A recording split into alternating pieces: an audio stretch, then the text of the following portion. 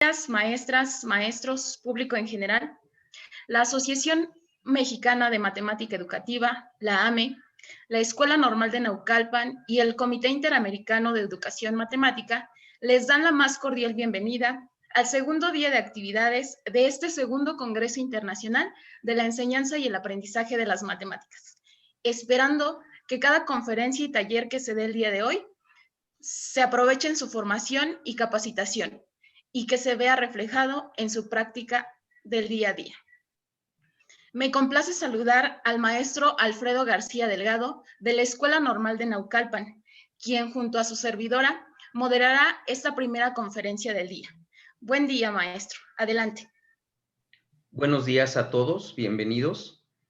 El día de hoy el tema a tratar es el deseo de acceso a la educación matemática, mitos y posibilidades.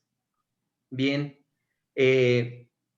Paola Valero es profesora titular en Educación Matemática del Departamento de Educación Matemática y Científica de la Universidad de Estocolmo, Suecia.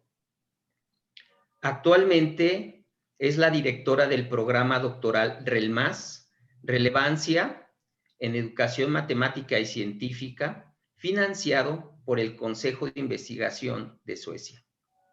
Bien, su investigación trata a la educación matemática como un proceso cultural político y explora su significancia para la formación de subjetividades modernas dentro de los sistemas educativos contemporáneos. Pues bien, quiero decirles que la investigación internacional en educación matemática en las últimas décadas se ha preocupado por entender por qué el fracaso escolar en matemáticas se ha convertido en un factor de inequidad social y por proponer alternativas para generar prácticas educativas más incluyentes. Pero ¿cuál es el estado de esa investigación? ¿Y cuáles son sus mitos y posibilidades para pensar y actuar en contextos como los de países latinoamericanos, en especial en un tiempo de post-pandemia? La intención hoy es que Paola Valero nos esboce dos respuestas diferentes a esta pregunta. La primera hace referencia a la visión del empoderamiento, la segunda a la visión de la reproducción social de la desigualdad. El argumento que sostiene la maestra Valero es que el entendimiento de estas posibles posiciones que implícita o implícitamente adoptamos como investigadores o profesores es indispensable para generar prácticas más inclusivas en matemáticas. Pues bien, sin más preámbulo, le damos la palabra a la maestra Paola Valero. Bienvenida, maestra. Muchísimas gracias, Alfredo. Muchas gracias, Jacqueline. Y gracias a todos por esta posibilidad de estar junto con ustedes. Gracias a los organizadores del Congreso, a la AME y a Eduardo Mancera por esta invitación tan cordial. Esta mañana, cuando le estaba contando a mis colegas que iba a hacer una conferencia en México, me dijeron, uy, entonces vas a tomar tequila. Le dije, no, todavía tomar tequila a las 9 de la mañana está como muy temprano. Pero tal vez cuando terminemos es mi tarde, entonces me tomaré un tequila en nombre de todos ustedes. Para mí es un honor poder estar hoy con todos y todas. Y poder compartir algunas de las ideas que he venido haciendo en mi investigación y que he venido formulando en mi investigación en educación matemática. Yo me imagino que ustedes dirán, bueno, pero ¿cómo así Paola Valero de Colombia? Pero ¿dónde está? Bueno, hoy en día como estamos en línea, no sabemos ni dónde estamos, ¿no? En este momento estoy en mi casa en Dinamarca. Yo soy colombiana originalmente, pero he vivido mucho tiempo en este país nórdico y trabajo en otro país, que es Suecia, en la Universidad de Estocolmo.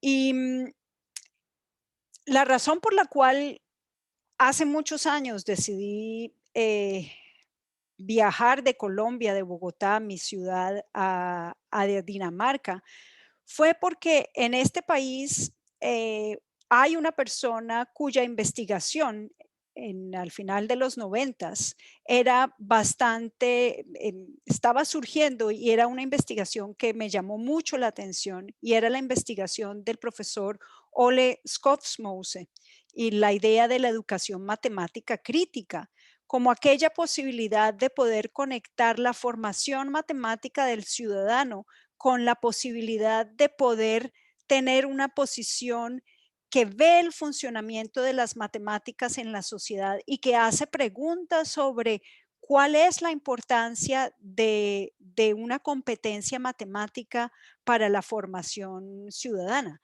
En ese momento, en los currículos nacionales no había tanto énfasis entre la relación entre educación matemática y democracia.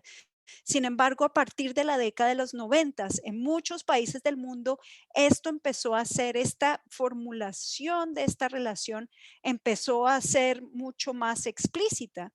Y de ahí, de alguna manera, que mi investigación, pero también la investigación de muchos colegas alrededor del mundo, empezó a preocuparse por asuntos como ¿por qué es la educación matemática importante para el ciudadano? Que es una idea que hoy en día, digamos, muchos de los maestros compartimos y tomamos como por dada. La otra idea es que la educación matemática es política. Y si es política y se relaciona con la democracia, con la ciudadanía, también nos preguntamos, hacemos la pregunta de cómo las capacidades matemáticas de las personas o la falta de capacidades matemáticas se genera con las posibilidades de acceso a bienes sociales y por tanto a la inclusión y al mismo tiempo a la exclusión. Y estas son algunas ideas de las que voy a hablar hoy.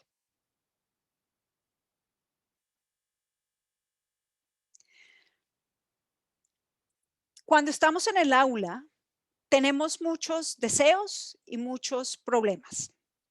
Cuando yo hablo de deseos, que es el título de mi charla hoy, es no solamente lo que nosotros como individuos queremos proyectar en el conocimiento y en la formación que damos a nuestros alumnos en matemáticas, sino también esos deseos están conectados con lo que socialmente en un momento histórico determinado se articula como lo que debemos hacer en la sociedad. Los deseos del futuro, deseos que están, por ejemplo, plasmados en ideas como la educación matemática de las personas es importante para el desarrollo económico y para el bienestar social, por ejemplo, ese es uno de esos deseos. Pero nosotros tenemos muchos problemas y esos son los problemas del diario del profesor. Están entre cómo ir aquí ¿se ve mi cursor cómo lo estoy moviendo? Ok. Sobre cómo estar aquí en este mundo fascinante del pensamiento matemático, del conocimiento matemático y cómo poderlo de alguna manera conectar con lo que pueden pensar nuestros estudiantes. Y en este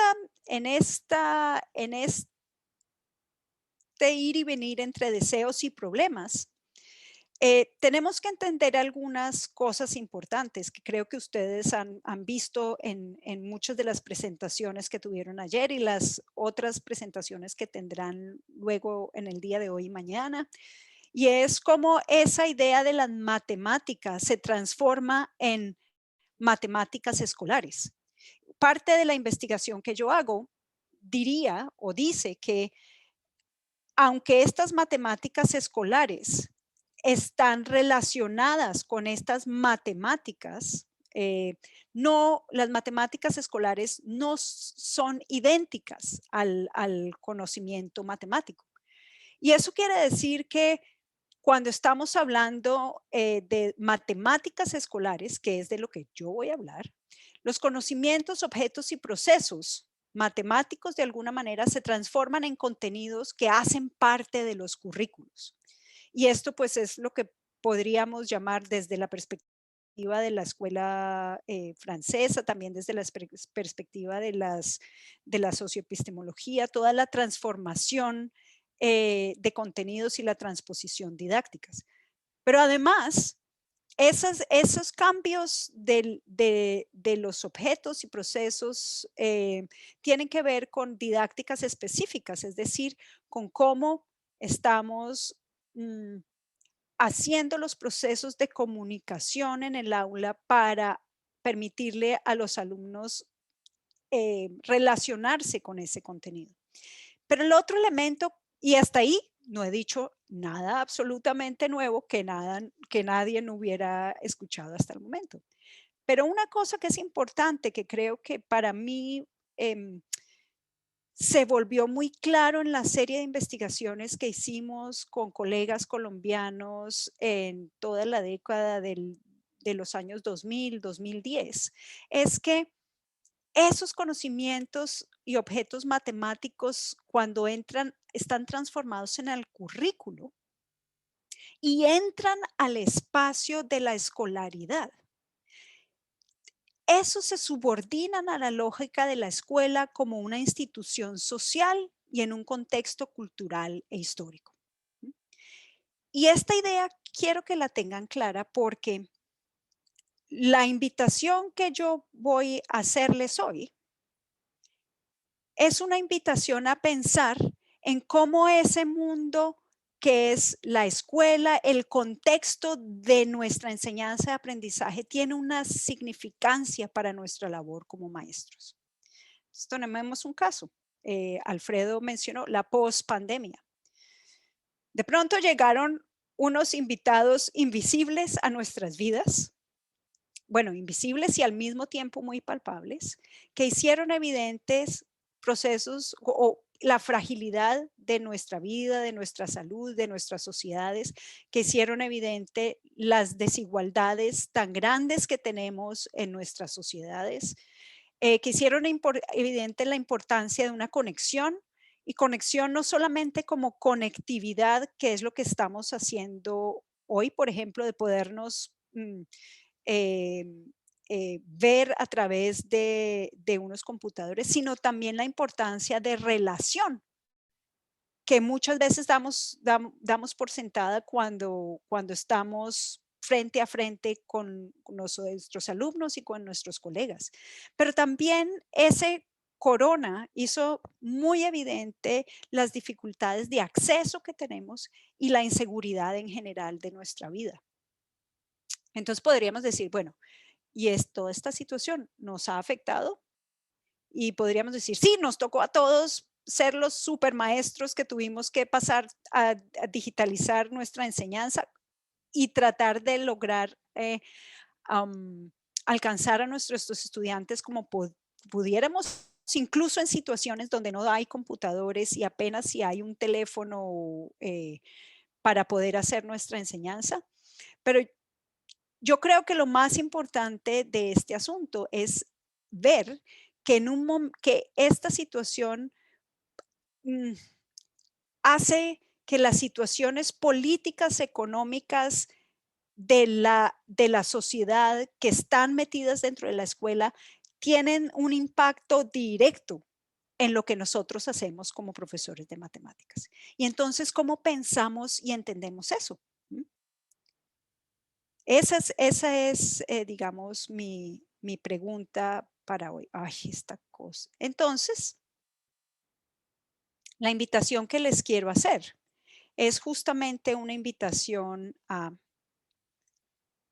explorar la educación matemática como parte de un entramado cultural, histórico y político donde se forman las razones y justificaciones de por qué y para qué deseamos como individuos y como sociedades mejorar la enseñanza y el aprendizaje de las matemáticas. Y si eso es lo que quiero invitarlos a explorar hoy en esta charla, vamos a hablar de 3 cosas. Primero, ¿qué es eso que estoy llamando el deseo de acceso, inclusión y matemáticas para todos y cuáles son sus problemas? Después, para poder entender esa parte, vamos a hablar del currículo de matemáticas desde una perspectiva histórica y entender sus conexiones con ideas como progreso y democracia.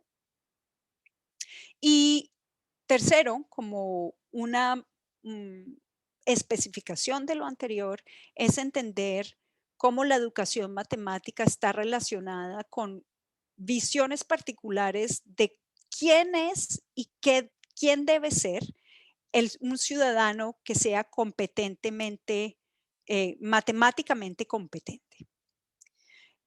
Y les pido que algunas veces si me falla el español me disculpen, no es por darme las de gringa ni nada por el estilo, es que a veces no hablo tan frecuentemente mi lengua y me puede fallar.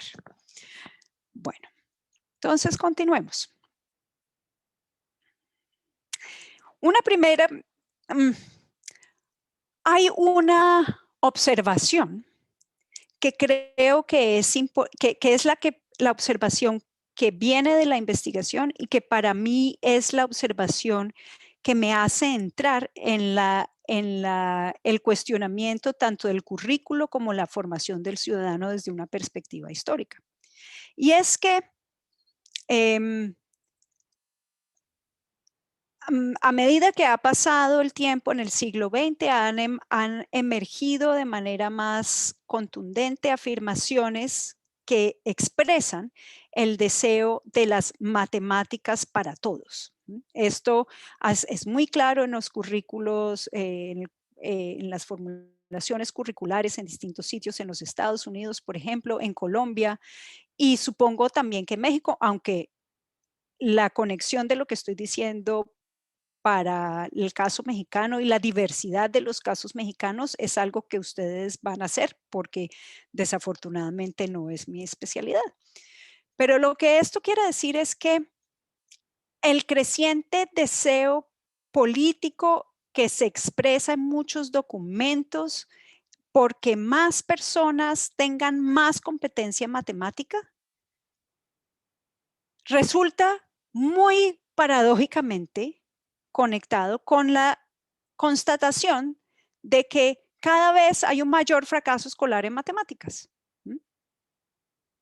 Entonces, eso quiere decir que, por un lado, hay un deseo por unas matemáticas para todos, pero por otro lado, ese deseo de matemáticas para todos va conectado con un ordenamiento y sistemas de clasificación que hacen que en realidad sean unos muy pocos que alcancen ese acceso deseado. Entonces, mientras estamos diciendo, vamos a mejorar las matemáticas para todos, por otro lado, por ejemplo, los resultados de las estudios internacionales comparativos de rendimiento escolar de los niños en matemáticas como los estudios PISA muestran que solo muy pocos alcanzan moverse hacia un mejor rendimiento. Mirando un poco los resultados de PISA, por ejemplo, para México, uno puede decir, wow, pues estamos como mal, ¿no? Y todos los políticos dicen, oh, terrible, miren cómo los maestros no están haciendo nada, bueno. Y lo mismo entonces hay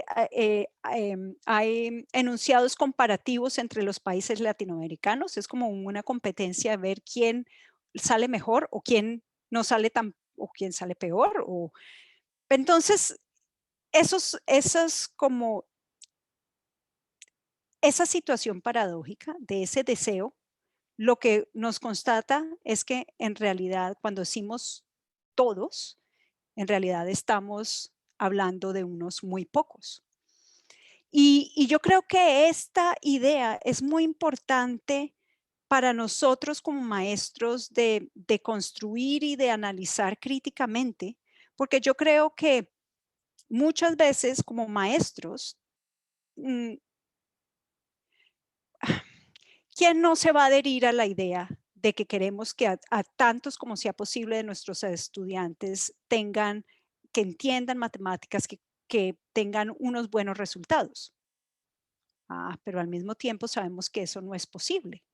Y entonces, ¿cómo es que esta doble, esta paradoja, esta doble funcionamiento está viviéndose en nuestra labor como profesores en el aula de matemáticas? Esa es no es solamente, digamos, una proposición teórica o algo así, es que yo creo que esa tensión la vivimos nosotros. Y entonces por eso es importante que reflexionemos sobre cómo esa tensión se da en nuestra práctica. Y entonces, para entrar en eso, pues podríamos hacernos una serie de preguntas. ¿Por qué esta situación se da? Y si esta situación se da y aceptamos que de alguna manera esa paradoja que yo estoy formulando, esa situación problemática que estoy formulando, tiene algún sentido, entonces eso quiere decir que la educación matemática de alguna manera está generando clasificaciones y ordenamientos de los niños escolares con respecto a su capacidad matemática. Y eso quiere decir entonces que la educación matemática tiene una relación muy grande con los sistemas de clasificación en la sociedad, es decir, con el poder y con la política, porque ese deseo de alguna manera no solamente se expresa en nosotros como individuos, como profesores de matemáticas que queremos nuestra materia, sino se expresa también en las políticas educativas de los gobiernos que quieren generar más capacidad matemática en la población. Y entonces ahora les pregunto, bueno, estas dos preguntas, ¿por qué esta situación, la educación matemática se relaciona con el poder y la política? Sí, no, ¿por qué? ¿Qué creen ustedes hasta ahora de lo que he dicho? Entonces les voy a dar 2 minutos para que cada uno reflexione y si quieren, por favor, pueden escribir una oración o unas palabras claves, una oración de lo que están pensando sobre estas preguntas en el chat. Entonces les voy a dar esos, digamos, 3 minutos de reflexión.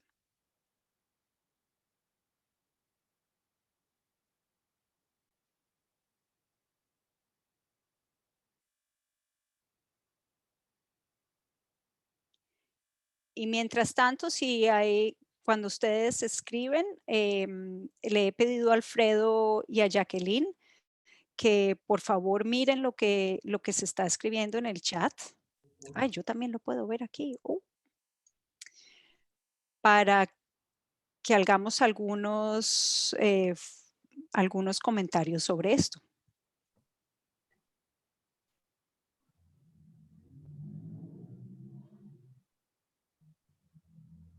También diles que si alguno de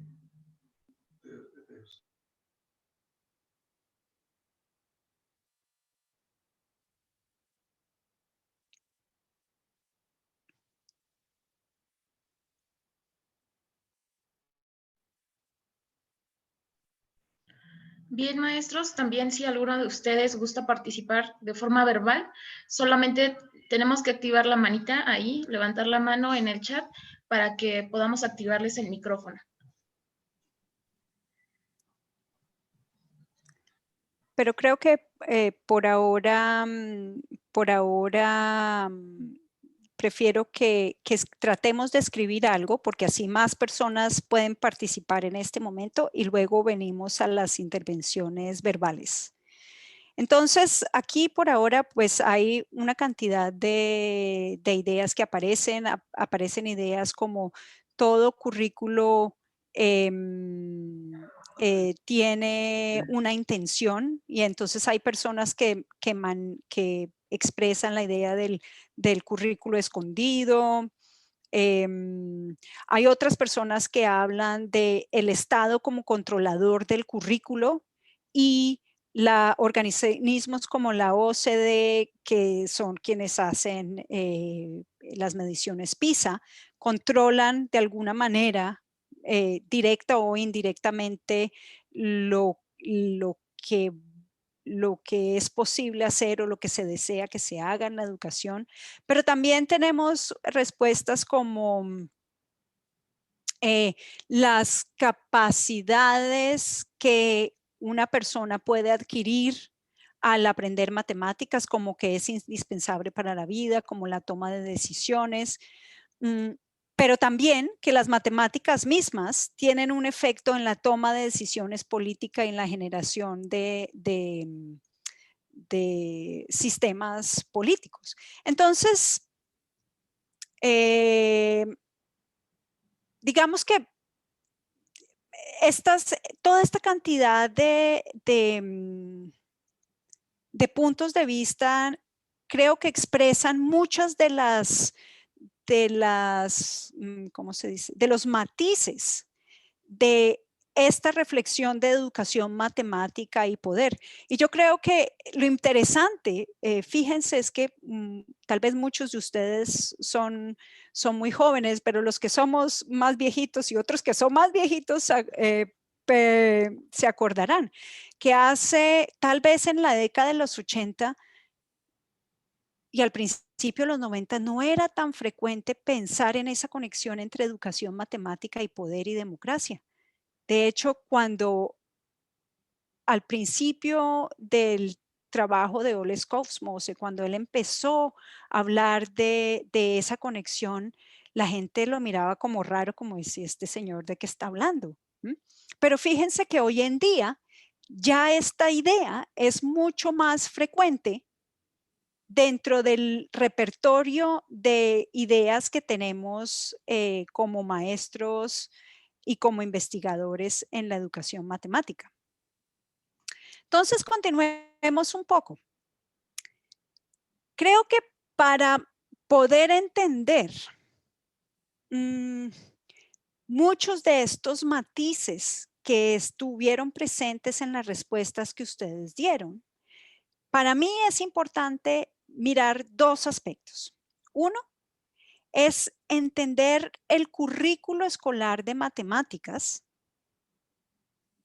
como en su relación con ideas más amplias de la sociedad, como son el progreso y la democracia.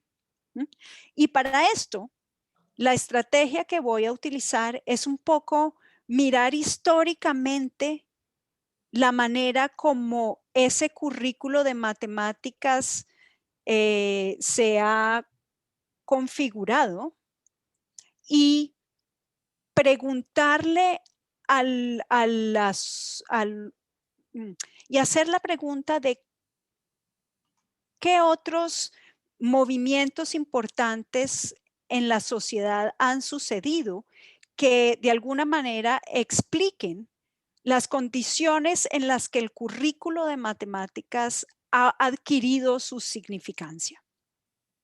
Parte de la charla de lo que voy a hablar ahora está presente en este capítulo que está aquí referenciado. La otra idea que es importante, el segundo tema, es entonces mirar mucho más detalladamente cómo la educación matemática se relaciona con la idea de fabricar o de generar tipos de personas, ciudadanos matemáticamente competentes. Y para eso voy a mencionar también unos ejemplos de investigaciones que he hecho recientemente con distintos colegas. Entonces vamos al primer tema.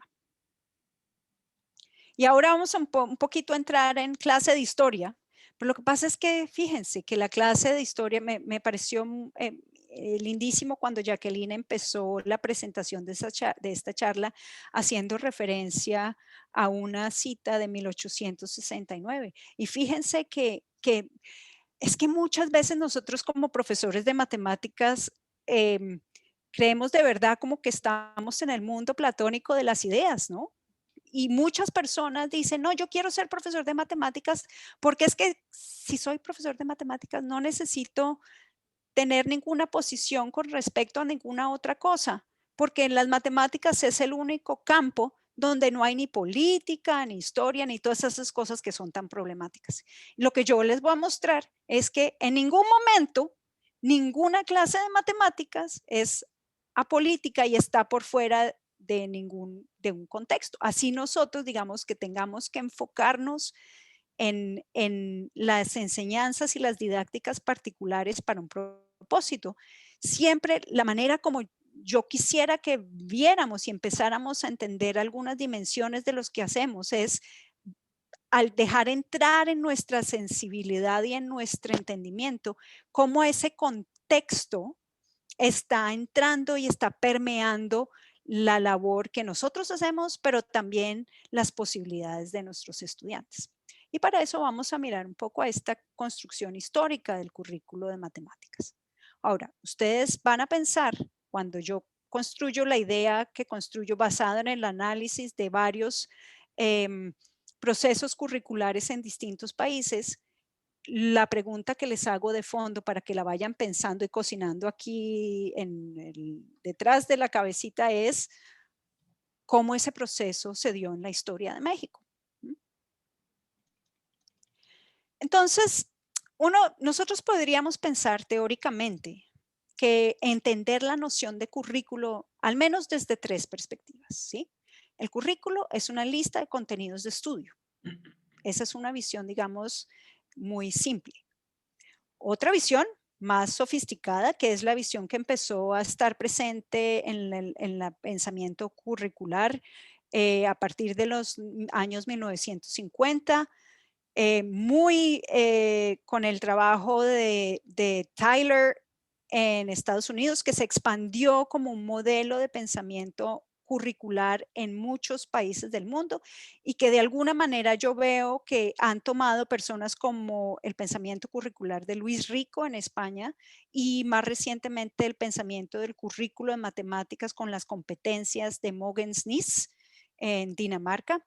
Es la idea de que el currículo es una organización de la manera como contenidos se administran a los estudiantes a través de pedagogías y evaluaciones de resultados, y todos estos distintos elementos están relacionados como en un sistema. Entonces no hablamos de una lista de contenidos, sino una organización de un sistema de contenidos, pedagogías, evaluación, prácticas en distintas dimensiones. Y yo creo que esta visión es la visión que la mayoría de nosotros como profesores de matemáticas tenemos. Pero hay una visión diferente que viene de los estudios críticos políticos de la educación, que es la visión que a mí me permite iluminar el currículo de matemáticas de una forma diferente. Y es la idea de que el currículo de matemáticas, que son esa organización de formas de contenidos en un sistema, es un instrumento político de gobierno de las poblaciones. Ahora, eso no quiere decir que haya unas personas que estén tratando de manipular a otros, no. Lo que quiere decir es que en cualquier momento determinado de un país, los currículos escolares y el currículo de matemáticas encarnan una visión de sociedad, de lo que se quiere, de la dirección a la que se quiere conducir a la población para lograr la idea de sociedad deseada que hay en un momento determinado. Entonces no es una cuestión de manipulación, es una cuestión de más de efecto de poder. El poder se va efectuando en la manera como todos vamos haciendo educación y cómo vamos haciendo también listas de contenidos. Entonces, si yo tomo esa tercera visión de currículo, ¿qué podemos decir sobre el proceso de configuración de los currículos de matemáticas? Y aquí tenemos que empezar a entender un poco la relación entre cómo los currículos escolares surgieron y cómo se empezaron a, cómo fueron un instrumento importante del proceso político de formación de los estados-nación, que empezó de alguna manera en los países europeos, que nosotros sabemos en América Latina tuvo que ver mucho con todo el proceso de independización de nuestros países de la colonia española, del poder español y la formación de un sentido de, por ejemplo, el Estado o la República Mexicana, la República de Colombia y toda nuestra configuración en quiénes somos. Ahora, es claro que la educación masiva, la idea de que toda la población tiene que educarse y que el Estado tiene de alguna manera la labor de organizar esa educación, es una idea política muy importante. Entonces, hay un historiador de la educación moderna que se llama Daniel Troller. Él ha trabajado mucho esta idea de que cada vez, ¿cómo uno ve esta idea del el papel de la educación en la formación de un Estado? Y él dice, mire, si nosotros analizamos casi todos los países, cada vez que hay una constitución política de un país, a la constitución política le sigue una ley de educación. ¿Cuadra para el caso mexicano? Al menos en el caso colombiano es claro. ¿Por qué? Porque una de las grandes revelaciones en el mundo moderno es que sí, una constitución política quiere hacer un Estado, que quiere decir que vamos a formar un grupo, un grupo de personas, vamos a hacer que ese grupo de personas se identifiquen como ciudadanos de un Estado, de una nación, para hacer funcionar una organización política, pues la educación es el elemento más efectivo para hacer que esas personas aprendan a hacer de una manera determinada, a sentirse parte de una nación y organizar un Estado. Entonces, por eso, después de cada constitución política que marca una idea de nación y de Estado, le sigue una ley de educación.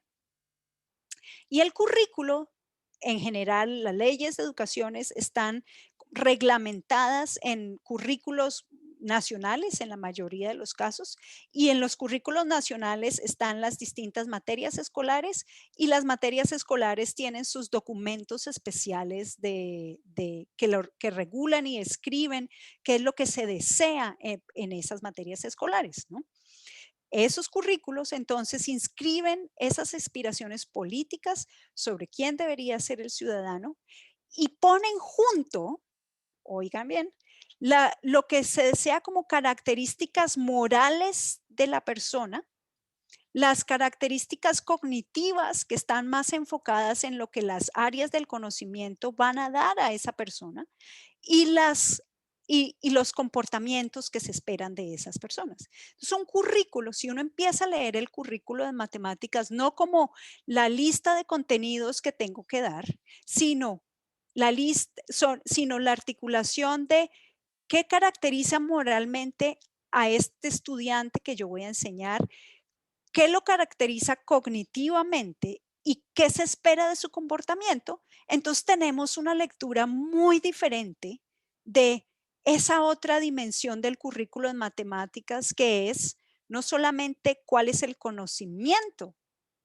de matemáticas, sino qué es lo que ese conocimiento le va a dar a la persona en su formación más general, en su fabricación, en su formación como ciudadano. Y ese es el tipo de mirada que entonces yo estoy haciendo. Ahora, cuando el currículo decide qué son las características morales, cognitivas y de comportamiento que quiere que esas personas deseadas, porque ojo, el currículo nunca es el currículo es un documento como de deseos, ¿sí? Es como de alguna manera se me está ocurriendo la analogía ahora con como cuando los niños le escriben la carta a Papá Noel o al Niño Dios de lo que quieren que le regalen en la Navidad, ¿sí? Los niños pueden escribir unas cosas fantásticas. Ahora, nosotros sabemos como adultos que el Niño Dios tal vez no va, o el Papá Noel no va a poderle traer todas las cosas que el niño desea, ¿no? Entonces, un currículo, un documento curricular no es, desde esta visión, algo que se hace en la realidad, sino es esa compilación de intenciones. Y desde el punto de vista matemático, no solamente es los contenidos a impartir, sino también lo que caracteriza moral, cognitiva y de formas de comportamiento de esa persona que van de manera inseparable con lo que hacemos en el aula cuando enseñamos los contenidos. Cuando ese currículo hace eso, entonces cuando tratamos de acercarnos más a esa lista de cosas deseadas, ahí estamos de alguna manera asignando criterios para quienes merecen más recursos y más acceso a los bienes sociales y quienes no. Entonces aquí es cuando el currículo empieza a conectarse con las ideas de democracia y de poder, ¿sí? Todos aquellos, los niños que alcanzan grandes resultados en matemáticas son aquellos a los que la sociedad, aquellos que se acercan más a ese niño deseado del currículo y por lo tanto, de alguna manera, son aquellas personas quienes han adquirido la posibilidad de tener los bienes y el acceso a las cosas, a los bienes y a los bienes deseados de la sociedad. Aquellos que no, pues entonces son los perdedores, ¿sí? Y esto es muy claro en los, por ejemplo, estudios ingleses, cómo los niños muy temprano, en una edad muy temprana, aprenden que si uno no es bueno en matemáticas, no tiene futuro, no tiene vida, mientras que el que es bueno en matemáticas, y en Inglaterra, no sé cómo sea en México, pero en Inglaterra hay un sistema de clasificación muy pronto, ponen a los niños clasificados por su nivel de rendimiento, entonces hay la clase A de matemática y la clase D. Entonces los niños de la clase A son aquellos que tienen todo el futuro brillante por delante y los niños de la clase E son los que, y los niños lo dicen, sí, yo sé que como yo no soy buena en matemáticas, entonces mi futuro será barrer calles o ser, entonces eso será algo terrible en Inglaterra o lo que sea, en distintas sociedades es distinto. Pero el punto que quiero señalar es que es por esta relación, por esta función política del currículo y del currículo en matemáticas, que el currículo en sí asigna distintos valores a distintas personas que logran ser más cercanas a esa idea de lo deseado o no. Ahora, sigamos. Históricamente, el problema que surgió es, bueno, tenemos el currículo y el currículo quiere formar a los ciudadanos virtuosos de un estado. Claro, porque el currículo, si conduce las poblaciones hacia la idea deseada, pues entonces esa es la pregunta del currículo. Entonces, preguntamos, el currículo se hace la pregunta de qué conocimientos necesita el ciudadano. Una cosa que es interesantísima de ver es que si uno mira y estudia históricamente los currículos de la educación masiva en distintos países, hasta más o menos la época de la pre-Segunda Guerra Mundial, la respuesta a esta pregunta es que eran las letras y los estudios clásicos humanísticos los que le iban a dar al ciudadano las virtudes que se necesitan para ser una buena persona y un buen ciudadano. Y fue solamente a partir de la Segunda Guerra Mundial, después de la posguerra, que las ciencias y las matemáticas entraron a hacer ese tipo, a articularse y a formularse como esos conocimientos que necesita el buen ciudadano. Pero esto sucedió dentro del contexto de lo que se llama históricamente el optimismo tecnológico. Y fue ese momento en que después de la Segunda Guerra Mundial, en los países desarrollados, todo el avance científico que se generó con la guerra, empezó, después de cuando ya no había guerra y no había una guerra para utilizar ese desarrollo científico, entonces la pregunta vino, bueno, pues, ¿qué vamos a hacer con todo esto? Pues si fue bueno para la guerra, pues entonces ahora va a ser buenísimo para organizar todo aspecto de la vida social.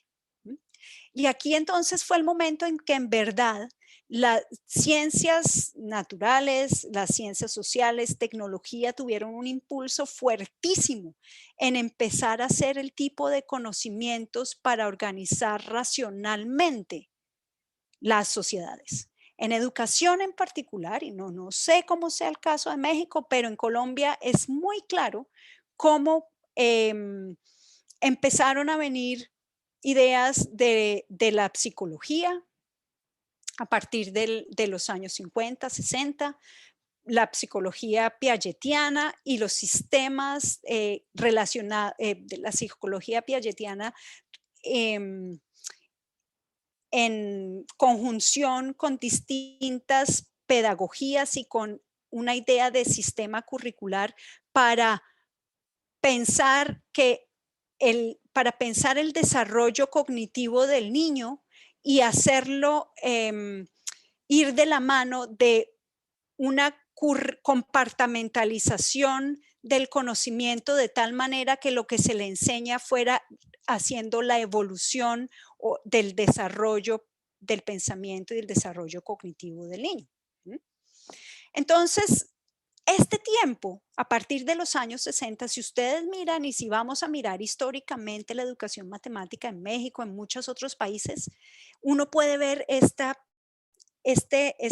cómo ese momento del optimismo tecnológico que se ha estudiado en otras disciplinas, entra a ser parte de la educación matemática. Yo diría que una de las cosas más importantes que sucedió, que al menos para mí no era evidente, pero que cada vez más es más clara, es que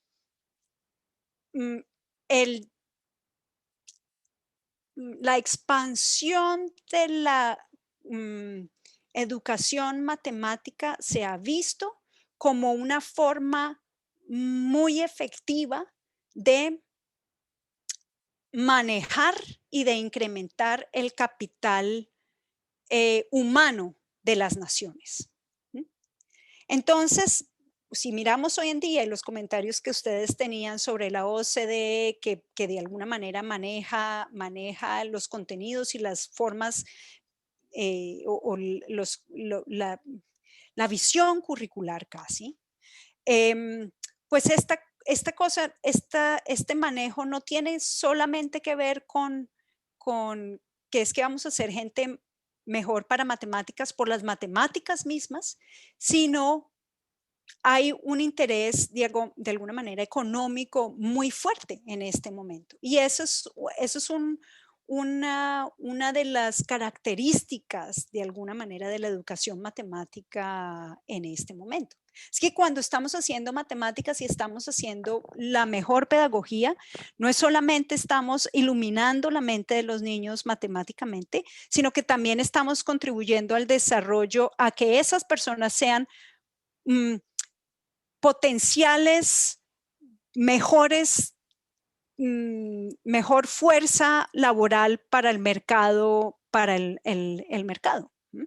Entonces aquí empezamos, bueno, podríamos discutir posiciones políticas y una y otra cosa, pero eso quiere decir que si miramos lo que hacemos desde una perspectiva más amplia, entonces empezamos a ver conexiones sobre lo que hacemos como profesores y estos procesos de optimismo tecnológico, de avance de los sistemas capitalistas y también del manejo político de las naciones. Creo que se me va pasando bastante el tiempo y no voy a hablar de esto. Este era un ejemplo para hacer el punto. Pero entonces vamos a pasar entonces volvamos. Entonces lo que he dicho hasta ahora es que ese currículo de matemáticas para mí es interesante entenderlo en su relación con todos esos otros procesos sociales. Y la pregunta que les dejo es, ¿cómo ha sido ese proceso en México? ¿Y qué es lo que, si miramos el currículo de matemáticas como esta construcción más grande, pues cuáles han sido sus características, no solamente de los contenidos, sino cuáles son las agentes de creación de sociedad que han venido juntos con ese fortalecimiento del currículo de matemáticas. Y sobre este tema he escrito con mis colegas colombianos, por ejemplo, la relación que ha habido entre el manejo de la educación en Colombia con la iglesia, el papel de la Iglesia Católica en la articulación de la educación y la formación de esta idea de ciudadano católico competente en un país como Colombia. Ahí hay muchas preguntas muy interesantes que de alguna manera nos dan como un contexto a la labor que hacemos como profesores. Entonces esto hasta ahora, esta clase de historia salió como, es como mirar, mirar nuestra labor de una perspectiva de helicóptero y mirarla desde lejos. Ahora entremos en los detalles de las prácticas para hacer esta pregunta. Y entonces, ¿cómo es que esa educación matemática fabrica ciudadanos matemáticamente competentes? Y aquí cuando Alfredo me presentó, él leyó el resumen que había enviado de esta charla y ya ven que tal vez he hablado de muchas más cosas que este punto central, y es que si nos preguntamos y miramos la investigación que se ha hecho en educación matemática sobre cómo la educación matemática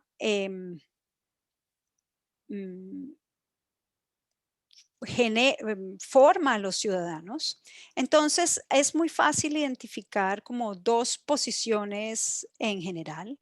Una posición es la posición que yo llamo del empoderamiento, y es esa idea de que si nosotros como profesores logramos que los niños de hecho aprendan matemáticas y adquieran las herramientas, formas de pensar, los procesos matemáticos, entonces el conocimiento matemático de alguna manera transforma al estudiante para que a través del conocimiento de sus aplicaciones los niños puedan tomar una posición, o los niños o después adultos puedan tomar una posición racional y crítica para solucionar los problemas de la sociedad, ¿sí?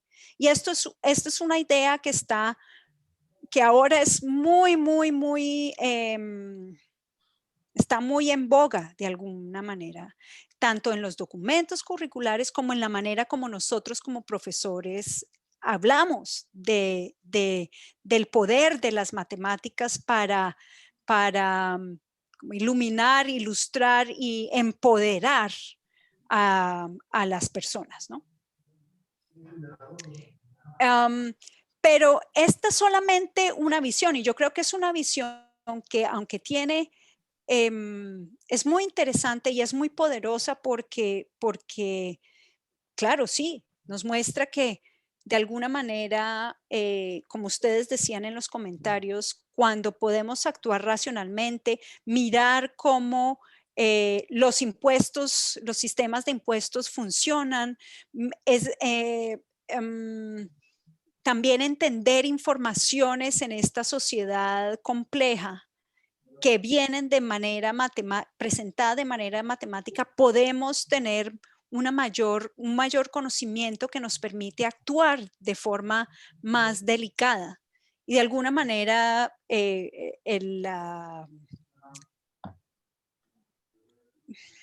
la historia típica que uno lee o escucha a los niños cuando hacemos investigaciones y les preguntamos a los niños, escuchamos a los niños decir, ¿por qué aprendes matemáticas y para qué sirven las matemáticas? Dicen, ay, porque cuando vamos a la tienda no nos van a engañar, ¿cierto? Porque nosotros como profesores decimos, mire, es importante que usted sepa hacer esto porque cuando vaya a la tienda, usted sepa que si le piden 1,000 pesos, en realidad tiene que pagar 200 y no se deje estafar, ¿no?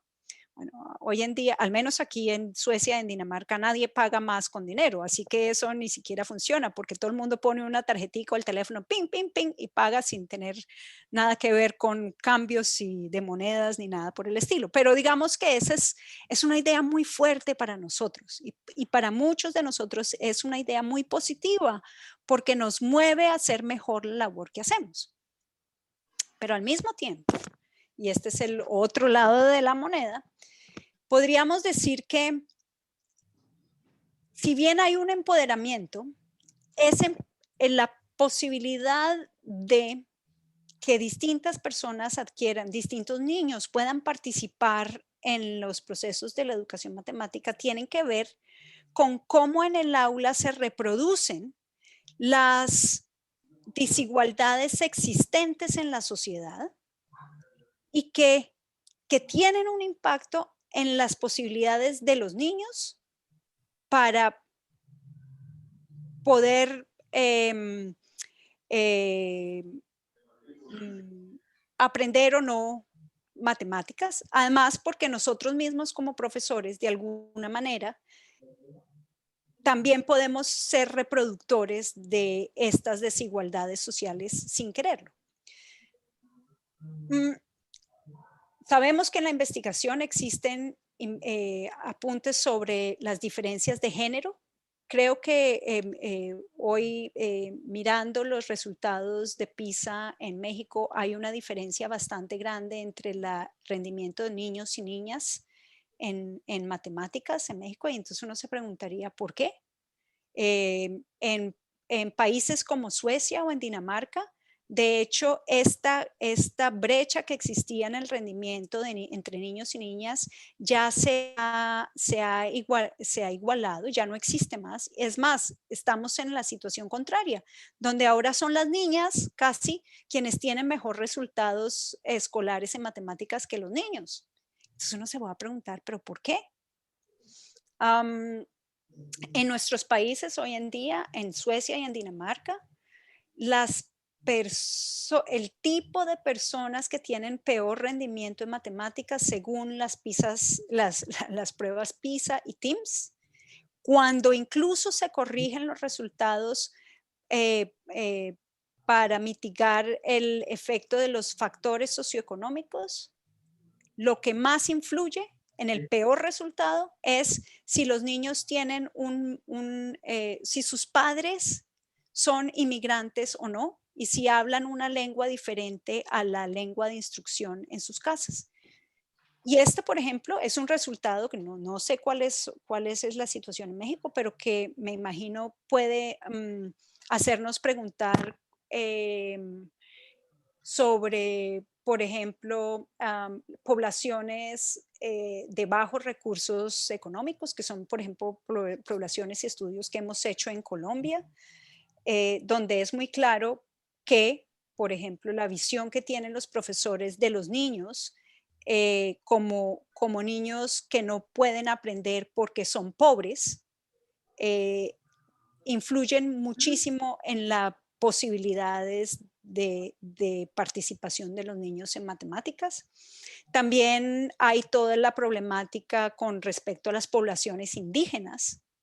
Y creo que la problemática de las poblaciones indígenas y su acceso o no y el deseo, si es deseable o no, tener un tipo de educación, digamos, de los colonizadores, porque, digamos, esa es la situación desde el punto de vista de la población indígena, de un gran fracaso escolar en matemáticas y nos podríamos preguntar por qué. En este punto, creo que es muy importante para mí que tengamos en cuenta una idea, y es la idea de todas esas diferencias que hay en la sociedad que operan, diferencias de género, de raza, de etnicidad, de pertenencia cultural, de género, y no solamente ahora es de preferencia sexual, cómo se están manifestando en el aula de matemáticas. Y así nosotros como profesores digamos que esos factores no entran en el aula, lo que podemos constatar es que sí, si vemos la perspectiva del rendimiento escolar desde un punto de vista más amplio, sí hay diferencias y los resultados sí son diferentes. Distintos tipos de personas tienen distintos resultados y no necesariamente porque esas personas que clasificamos como diferentes sean menos aptas para entender matemáticas, sino porque en el aula de matemáticas, en nuestros procesos de enseñanza y aprendizaje, se reproducen las series de clasificaciones y de visiones y de juicios que existen en la sociedad en general. Y este es un problema, de alguna manera, bueno, que diríamos, pero ¿qué hacemos? Bueno, no sé, tal vez no hay solución para este problema. Lo único que estoy diciendo es que es importante cuando pensemos en por qué, para qué y quiénes se benefician del aprendizaje, que nos hagamos la pregunta de cómo esos otros factores que yo normalmente no considero están presentes en nuestra aula.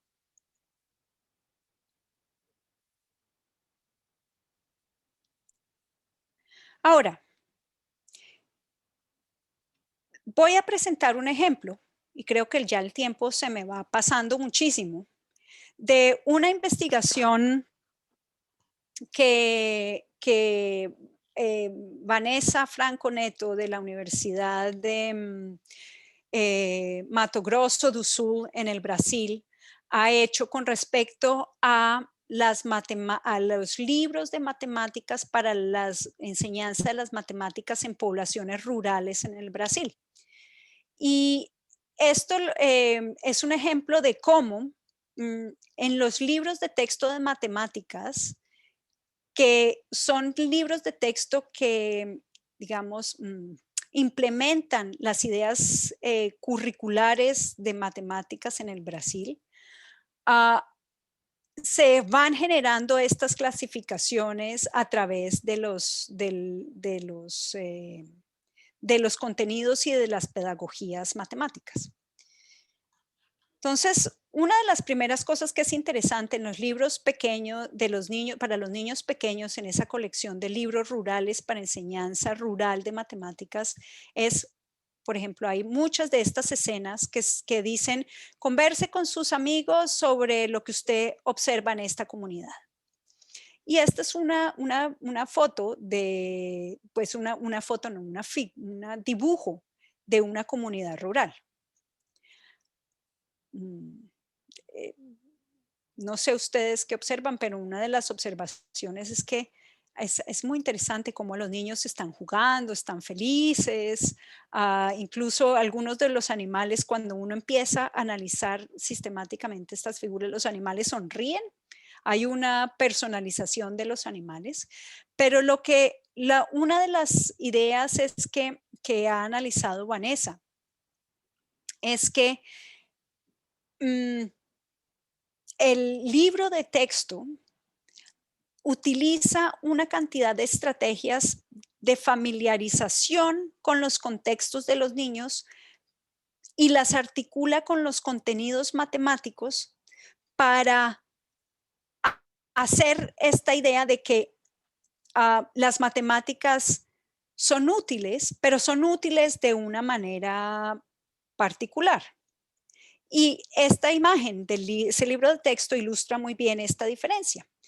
Aquí hay una cantidad de animales en una finca y aquí, en la otra foto de la derecha, están los animales clasificados y organizados.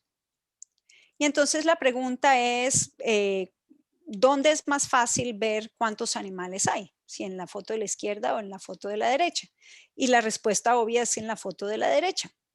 Pero cuando sistemáticamente la idea de organizar y de contar está asociada con una forma particular de organización de los animales en una finca, a medida que va avanzando el currículo de la educación rural en matemáticas, esa idea se va asociando con la idea de que las matemáticas le permiten al campesino hacer un manejo efectivo de la vida rural para generar una mayor ganancia económica. Ahora, lo que es interesante de este caso es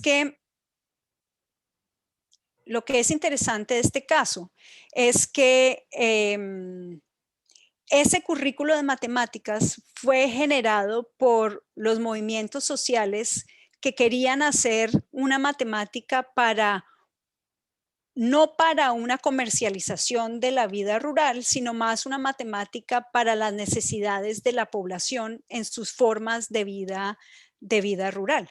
Y entonces aquí entra todo ese conflicto entre el libro de matemáticas en su repetición y en su uso sistemático a través de los años de la escolaridad, va poniendo ideas sobre las matemáticas junto con esos comportamientos y esa moralidad que se espera que esos niños rurales al aprender matemáticas generen y que se transformen en ese tipo de persona más tecnologizada y más efectivizada. Y uno podría decir, bueno, pero esto es malo o bueno, si organizar, efectivizar y efectivizar con las matemáticas es deseable. Decimos, sí, claro, eso es deseable, mas no es lo único. Y ciertamente tal vez no es lo más deseable en esas formas de vida rurales. Aquí tal vez el punto no es si es bueno o no. El punto es que eso es lo que está sucediendo y es para nosotros la labor como profesores decidir cuál es el camino que queremos tomar.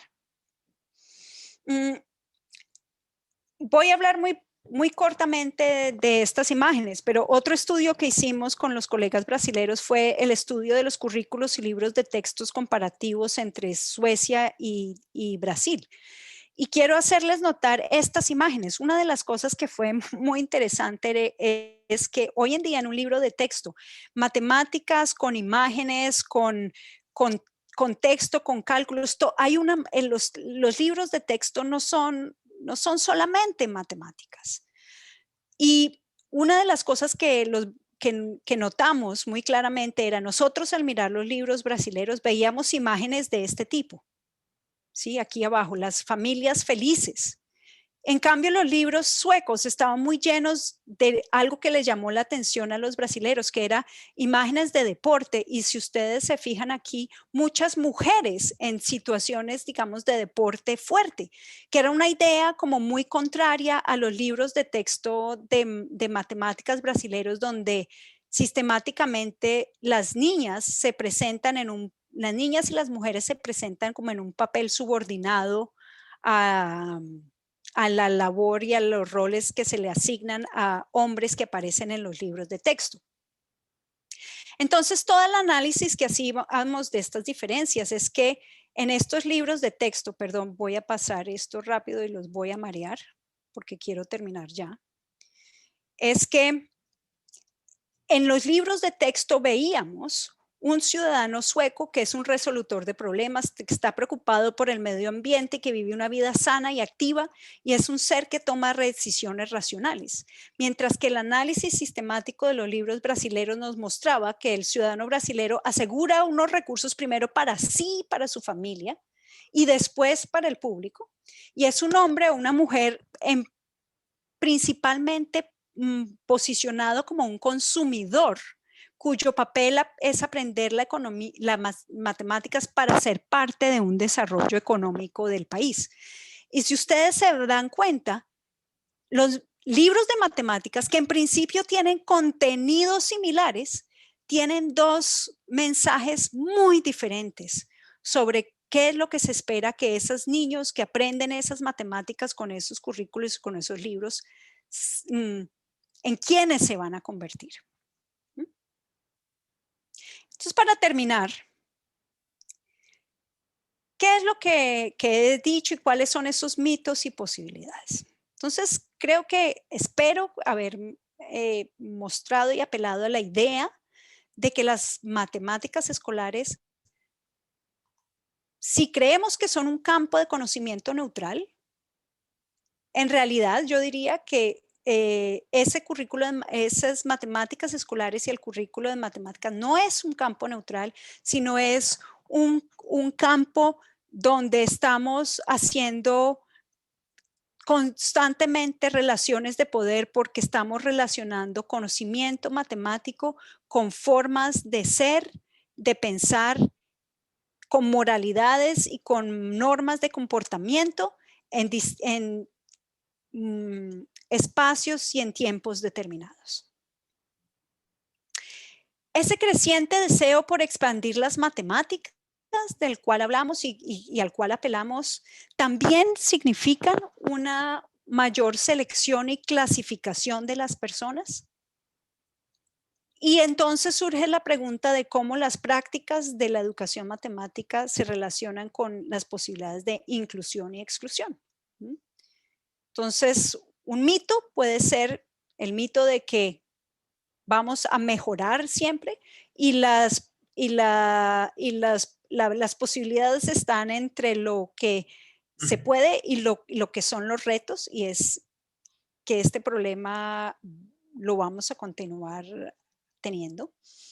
Y por el otro, la última cosa que es muy importante para mí es que como las matemáticas son tan socialmente importantes y valoradas políticamente, muchos de nosotros como profesores de matemáticas, de verdad nos adherimos a lo que yo llamo una narrativa de la salvación, y es que solamente vamos a mejorar a nuestros estudiantes.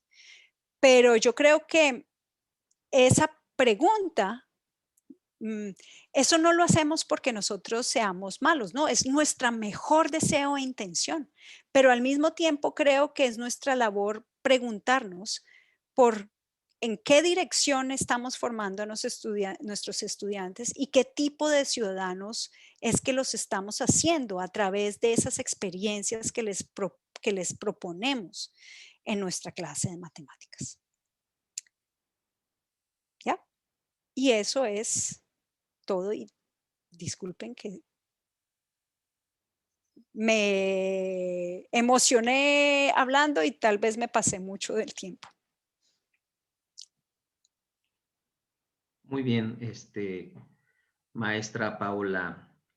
Me parece que lo que acabamos de escuchar nos invita a nosotros como maestros de matemáticas a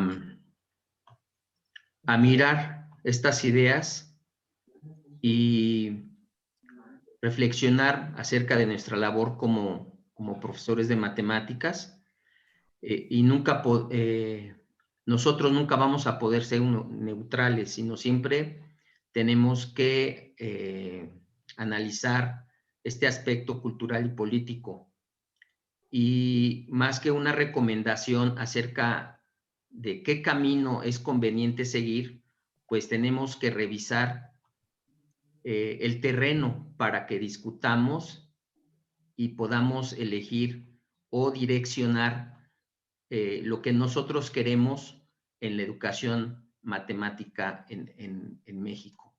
En este momento le voy a plantear una pregunta que nos están mandando del chat, y sí me gustaría que nos comentara acerca, ¿no?, de esto. En cuanto al modelo de evaluación, contexto, entrada, proceso y producto, aunque la parte del contexto en el output, contexto, entrada, proceso y producto. ¿Cómo entra dentro del currículum actual? ¿Cómo lo están mirando ustedes esta parte de la evaluación? Esta pregunta nos las hace Rebeca Zamudio Esmerado.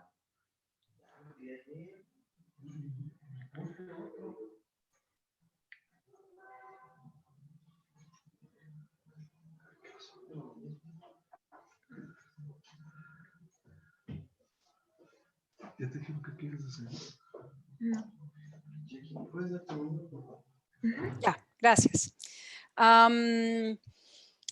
ver, los procesos de evaluación son obviamente importantes, no solamente porque son los procesos que dicen quién logró qué resultado a partir del input o de la entrada que tuvo, sino sobre todo porque son esos procesos de evaluación los que generan distintas configuraciones de lo que es aceptado y como deseable en la educación matemática. Ahora, no sé específicamente a qué te refieres cuando dices esto, el contenido, entrada, proceso y producto, pero dentro de la investigación que colegas han hecho desde estas perspectivas más políticas del currículo, la investigación de la colega Lisa Boistrup en Suecia, muestra cómo las prácticas evaluativas son como hay distintas configuraciones de prácticas evaluativas y esas distintas configuraciones tienen ideas de quién es el maestro y cuál es la labor del maestro, quién es lo que es el estudiante y qué es lo que cuenta como diálogo evaluativo y al final como evidencias de conocimiento y de competencia matemática.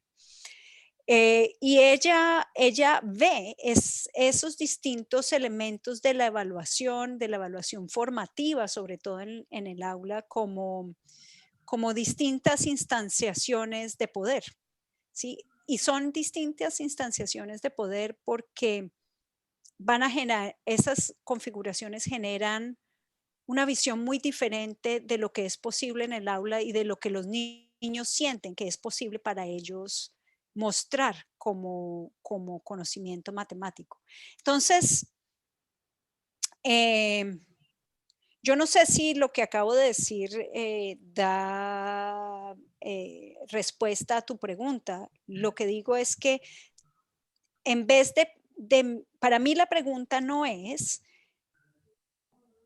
cuál es el resultado de la evaluación, sino cuáles son distintos valores para articular la evaluación y qué es lo que muestra sobre quién es el niño deseado que se está haciendo en esas configuraciones. Ok, doctora. Bueno, pues hay una segunda pregunta, si nos puede contestar, y es del maestro Joan Raymond Castro Hernández. Y nos pregunta, doctora, ¿qué podría decir de los retos nacionales de la educación matemática en nuestra América, asociados a la reforma de la matemática moderna? La primera pregunta la primera pregunta que yo tengo es, ¿qué es lo que estamos hablando? Matemática moderna, ¿dónde está Joan? ¿Estás por ahí? Porque estamos hablando de la matemática moderna como la nueva matemática de los años 70, 80, o estamos hablando de matemática moderna como hoy en día, porque son dos cosas completamente diferentes. Me refiero a la reforma de lo que estás diciendo aquí. De los 60, doctora. Ajá. Y la pregunta es, ¿qué pienso sobre eso? Pues Esto fue, a ver, yo he estado estudiando un poco esa reforma de las matemáticas modernas y fue fue un momento muy interesante. Para mí, la manera de leer esa reforma fue el momento en que se creyó que se podría conducir las poblaciones para lograr un conocimiento matemático muy alineado con una visión, con una visión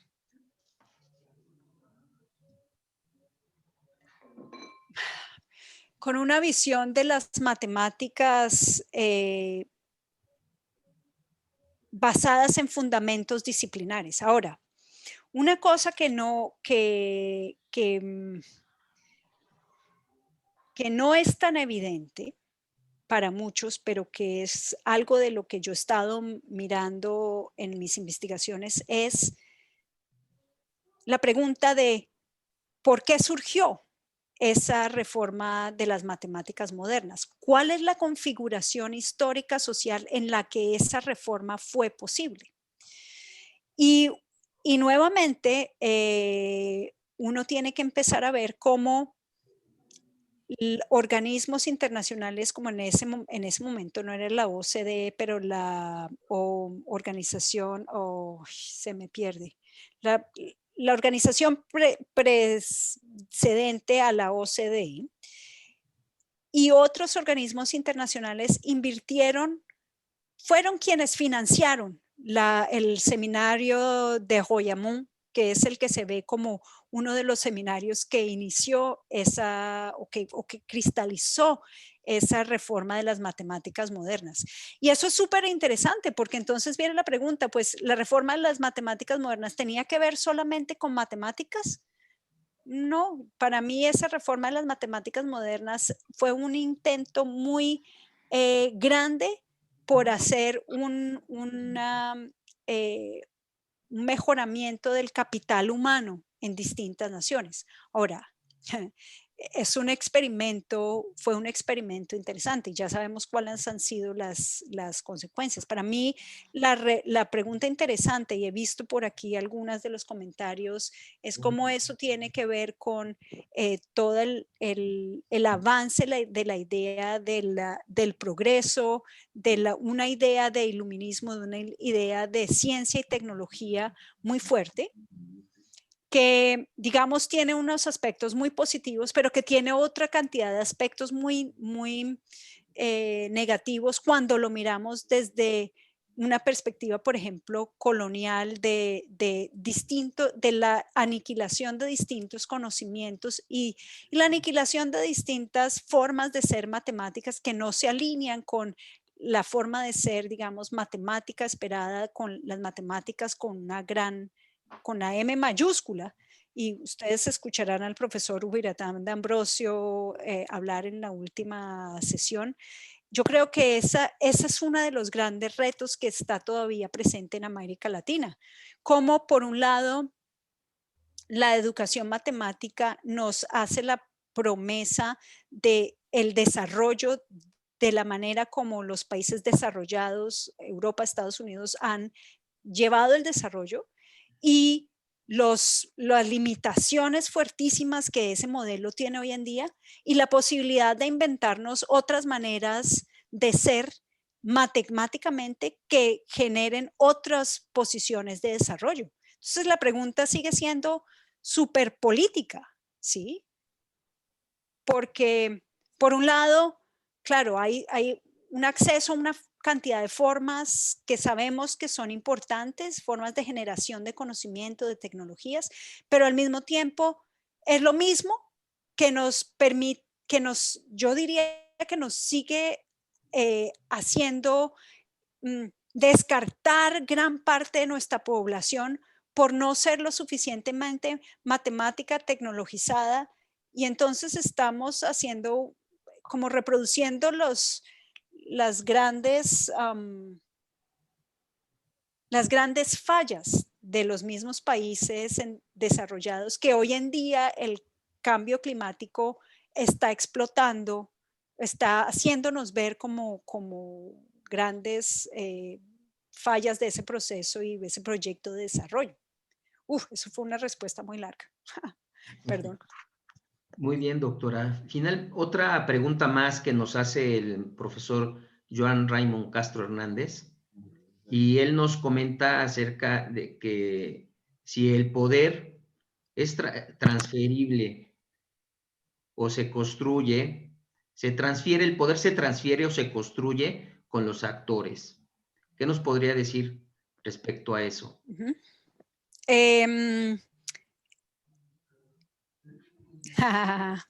Esta es una buena pregunta. Es una pregunta de teoría política, ¿sí? Porque hay distintas, así como hay distintos conceptos de lo que es poder y política. Es un concepto de lo que es poder, es que es una capacidad que se transfiere. Es una capacidad que tienen los individuos para actuar y que yo, por ejemplo, puedo transferir a otro. Entonces, parte de la visión del empoderamiento de las matemáticas está relacionada con esa visión de poder, ¿sí? Que si yo tengo poder como profesor de matemáticas, yo conozco algo que me da poder, que me posiciona como poderoso, algo que yo tengo, si yo se lo transfiero bien a mi estudiante, entonces el estudiante se apodera, coge ese poder y lo hace su capacidad también. Pero esta, digamos, es una visión, y yo he escrito bastante sobre esto en el libro con Ole Skoutsmos, en el libro que se llama Educación Matemática Crítica, una posición sociopolítica de la educación, ya ni me acuerdo, que los artículos por lo demás están libres y disponibles a través del site de una empresa docente de la base de datos FUNES. Todo el material está disponible libre en la red. De esto hemos escrito mucho. La otra posibilidad, que es la visión de poder que hoy yo en día tengo después de muchos estudios, es una visión más que dice, el poder no es algo, es una cualidad de las relaciones entre personas.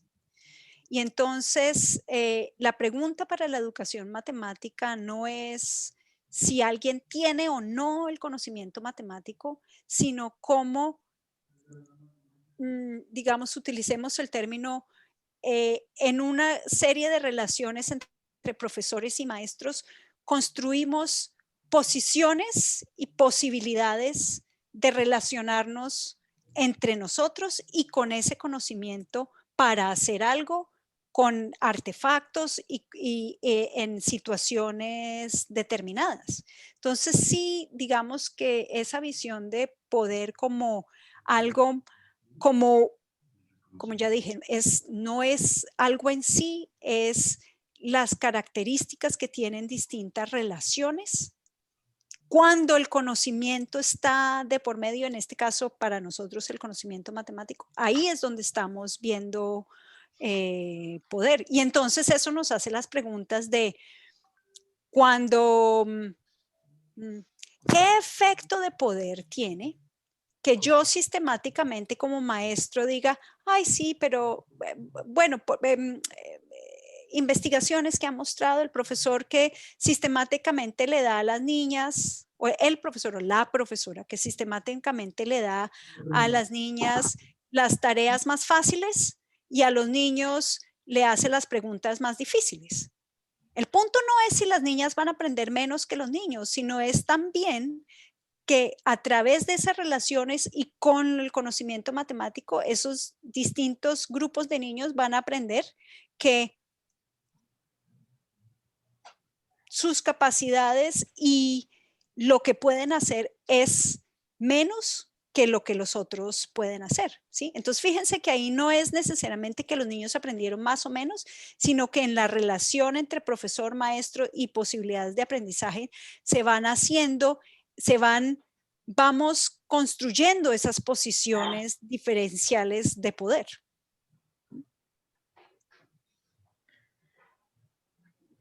Muchas gracias, doctora. Sin duda son ideas que nos ponen a pensar a todos. De hecho, debo mencionarle que hay muchos maestros que nos siguen dejando preguntas, que quieren seguir escuchando sus opiniones. Sin embargo, por la premura del tiempo, vamos a cortar aquí la sección y agradecemos todo este trabajo que ha venido a presentarnos. De verdad, es muy interesante. Y si nos permite, lo siguiente es pues darle los reconocimientos de todos nuestros maestros y maestras. Todos le dejan muchos saludos, la felicitan mucho y por ello también vamos a entregarle de forma virtual el reconocimiento por esta conferencia. Muchas gracias, doctora. Omar, Muchas gracias a todos y ha sido para mí un placer estar junto con ustedes hoy. Mil y mil gracias. Ah, qué bien. Gracias. Muy bien.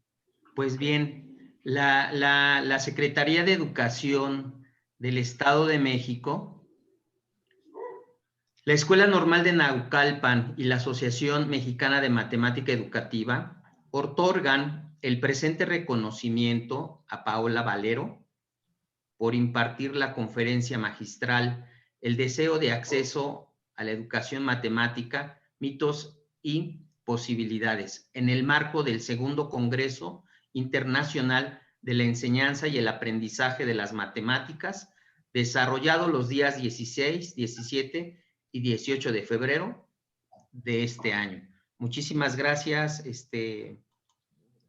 doctora. Vamos a pedirle a los compañeros que nos están viendo que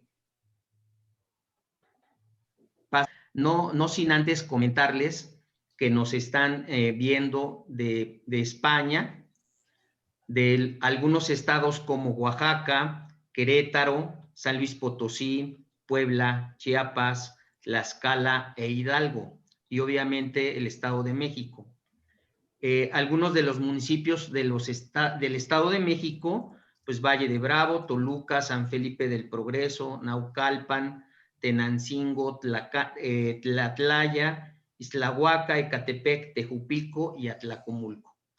Los voy a invitar ahora a que pues se dirijan a las diferentes salas donde tendremos conferencias temáticas muy interesantes.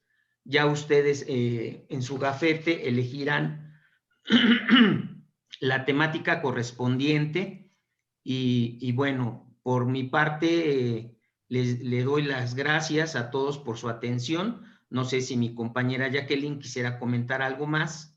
Adelante, maestra. No queda más que agradecer la participación de todos, maestros. De verdad, en el chat estamos muy atentos. Agradecemos sus aportaciones, sus preguntas, sus saludos. Doctora, de verdad, hay mucho para usted en este chat.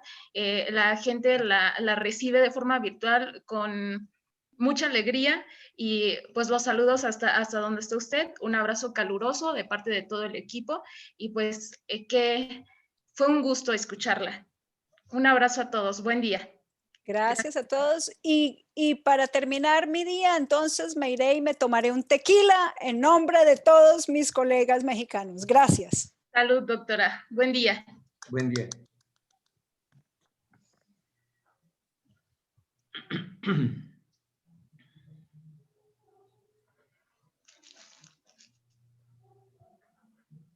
Ahora te pasas para acá. Ya cuando cierre.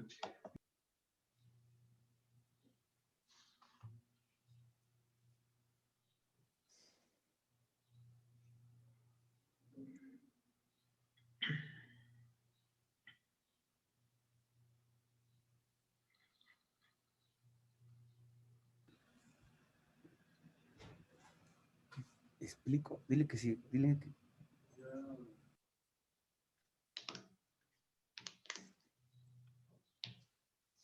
Bien.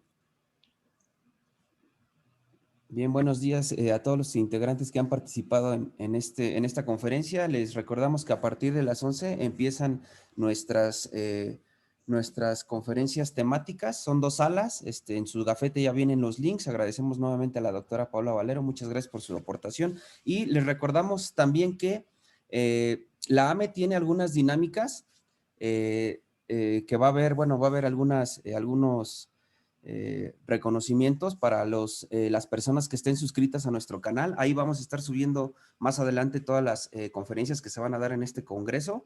Recuerden, el canal es AME, así como lo ven, buscan en YouTube AME con doble M y van a estar ahí algunos videos que ya hemos hecho en las jornadas matemáticas y vamos aquí a ir subiendo todas las conferencias que después vayamos grabando durante el congreso. Y hay dinámicas, me acaban de informar el presidente y los socios fundadores de la AME que aquellas personas que estén inscritas en este segundo Congreso Internacional y que estén suscritas a nuestro canal van a tener, me parece que son 15 personas las que van a tener un 50% de descuento para nuestro tercer congreso, pero sí, la dinámica es que estén inscritas en este congreso, que estén suscritas al canal y que más adelante vamos a dar la dinámica final para aquellas 15 personas que van a ser las ganadoras de esta promoción del 50% para el segundo congreso, y creo que se está hablando también que van a tener su credencial de socio fundador ya con esta promoción. Entonces, recuerden seguir al canal, suscribirse y esperen la dinámica final para esas 15 personas que van a tener esta promoción. Los esperamos entonces en punto de las 11 en las 2 salas. Les recuerdo que los links están en sus gafetes. Buenos días a todos. Bye, buenos días. Buenos días. Buenas tardes allá, en Dinamarca. Bien, cerramos sesión en este momento. Bueno, pues adiós a todos. Gracias. Adiós. Chao.